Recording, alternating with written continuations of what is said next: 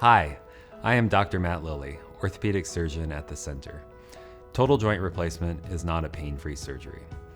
Many patients, however, will say right after surgery they had a different type of pain from the surgery itself and no longer feel the arthritic pain in their hip or knee. The goal is to take the sharp edge off the pain and allow you to get out of bed, exercise, and complete activities of daily living. We encourage you to get up and move around the house at least once an hour. A realistic goal for pain is 4 to 6 on a scale of 10 after surgery. There will be some numbing medicine used at the time of surgery, which can last up to a day or so after the procedure. We often recommend that even if you are not having much pain, you may want to take one pain pill as you're going to bed so that if the numbing medicine wears off in the middle of the night, you won't get as far behind in terms of pain control. It is often easier to stay a bit ahead of the pain than to catch up afterwards. Record pain medication usage in your total joint guide.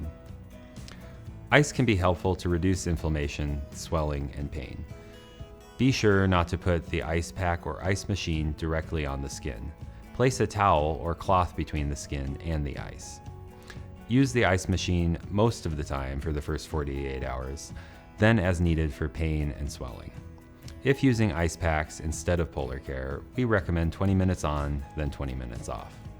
During the first few days, elevation is important to reduce swelling. Lay flat on your bed or couch and rest your entire leg on pillows at least twice a day. Remember, toes above the nose. Complete exercises as directed by your physical therapist.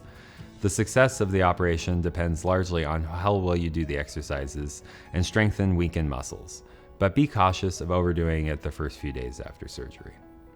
If you had a hip replacement, make sure to follow instructions about hip precautions.